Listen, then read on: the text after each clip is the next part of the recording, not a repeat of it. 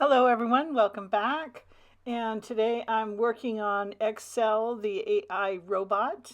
As you can see, I already have him penciled in, and I'm using templates because I want to make the lines harder on the outside of him because he's probably made of some kind of durable material.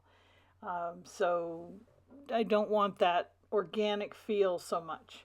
So basically, Excel is a true AI, and he is running a spaceship. He has selected to align with masculine gender for purposes of the story. So, anyway, he's a small robot that would be, say, between the size of a small child and a teenager. And I'm using my normal rapidographs here to do the line work, and I'm using templates to assist me in getting the lines as straight as I can, at least starting on the drawing. So I handle a drawing like this a little bit differently than when I'm rendering a human, in that I do try for the firmer lines, at least when I start. So I'm pushing myself a little bit to do this aspect a little cleaner than normal. I wanted to remind you that it helps me. I have OCD, and it assists me when I remind myself on a drawing that I have more paper. I can make a second drawing. So I frequently actually do make second or third drawings if I feel there's some aspect that needs to be handled differently.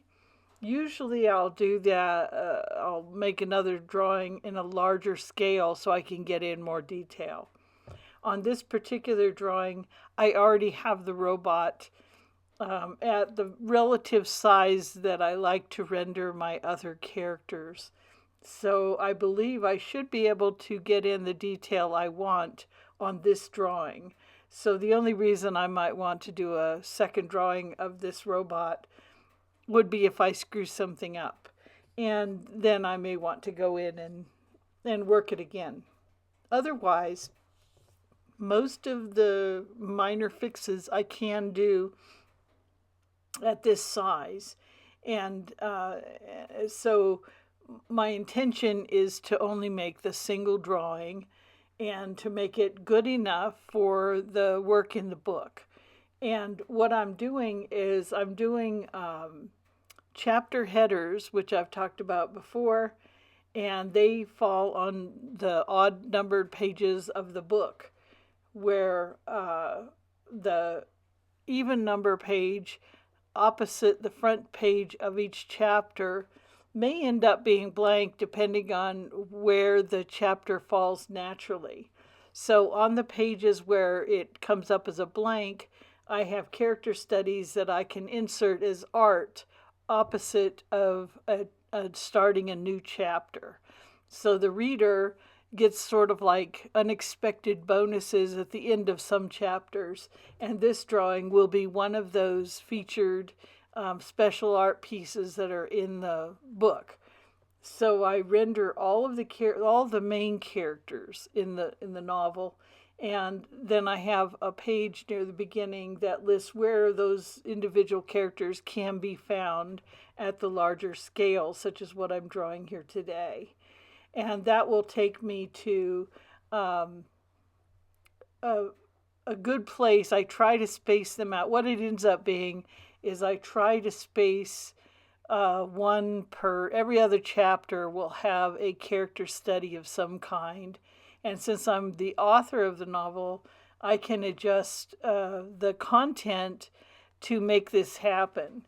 If you're not the author of a novel and you're illustrating it, then your constraints will be tighter in that you have to work with what they give you. And if the typesetter is going to hold true to form and put all of the chapter headers on an odd number page, then you're flexible with how many of the chapters end up with a blank facing page.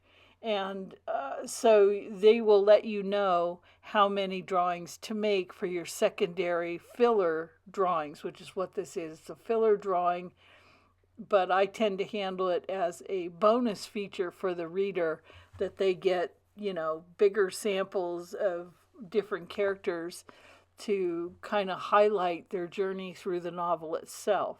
Because art is an unexpected add-on for a novel. It's not a normal anymore, except in children's literature and in graphic novels, which are considerably different from a traditional novel.